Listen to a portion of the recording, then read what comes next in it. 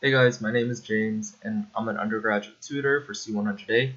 I'm going to be talking about problem set number 4, question number 4, and how to approach it. So let's look at the question real quick. There was a recent claim that one could lose weight without dieting, blah, blah, blah. Logic was heat required to raise, blah, blah, blah. A student knew that was naturally skeptical and cited to see if this actually, she knew fat was essentially made up of methylene groups, and that the body converts those by reacting with O2 to produce CO2 and water.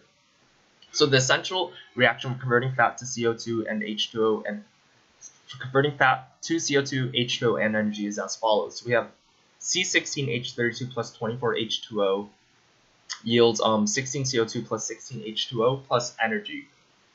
So what we should note is that we are given bond energies below here, right? So, and these bond energies are given in kilojoules per mole. So what we can actually do is we can actually find the energy that's released through the calculation of bond energies, and it's because of this relationship. So we know what we can say is the energy from the reactant should equal the energy in products, right? So essentially energy of bond energy, or the summation of bond energies of the reactants plus energy input, is equal to bond energy of products plus energy output. So if we look here, we actually don't have any energy being inputted to the system, so this goes to 0. So what we're actually left with is we want to calculate the energy output, which is the amount of energy we receive from burning fat, or converting fat, from breaking down fat essentially. So let's deal with the bond energies on the left side first. So left side we have C16H32, which is basically fat, which is just as it was given earlier here, 8CH2, CH2. Yeah. So per mole of molecule, we see that so per mole, we see that we have 1, 2, 3. So we have 3 CC bonds, and we also have 1, 2, 3, 4 CH bonds. So because of that, we can say per methylene group, we would actually get have an energy of 3 times 347 for the CC, and then 4 times 414 for the CH, and that would give us energies of I believe it is 1041 kilojoules per mole here, 1656 kilojoules per mole. So we have that, right? So for this single reaction, there's actually 8 of these, so we would have to do 8 times this energy, this total energy per mole, times 1656. So that would give us a total energy of 21,576 kilojoules per mole. So this is for the fat.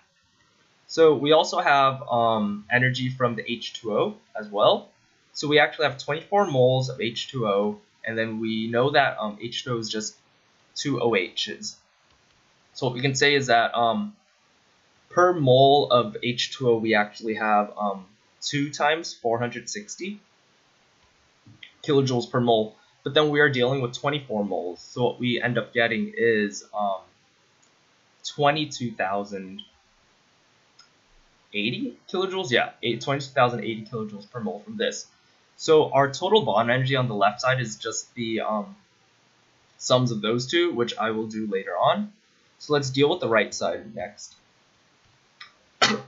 So right side we have 16 CO2 bonds, which we know here. So 1 mole of CO2 is just 2 CO bonds, which is 800 times 2. But then we have 16 of these.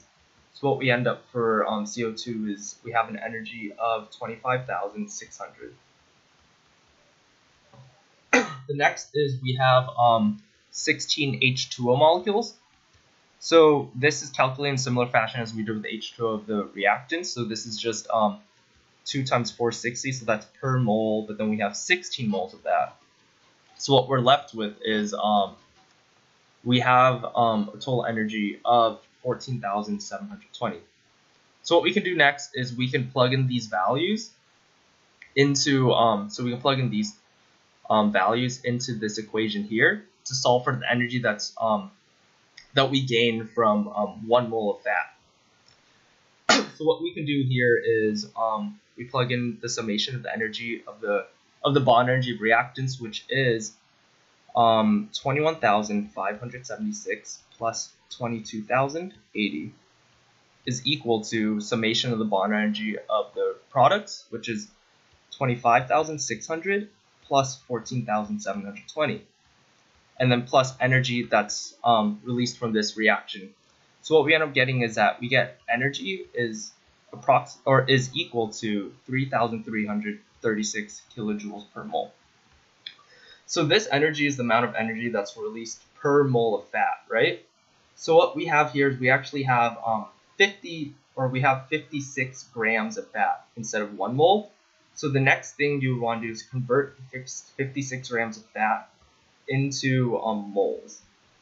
So I think the answer key is pretty much straightforward when it's walking you through the next few steps. One thing to note though is I believe the answer key is wrong. Let me write here, answer key wrong, because it uses 16 grams rather than 56 grams of fat. So aside from that, everything else should be pretty straightforward. If you have any questions, then just let me know. All right, thanks for listening, guys.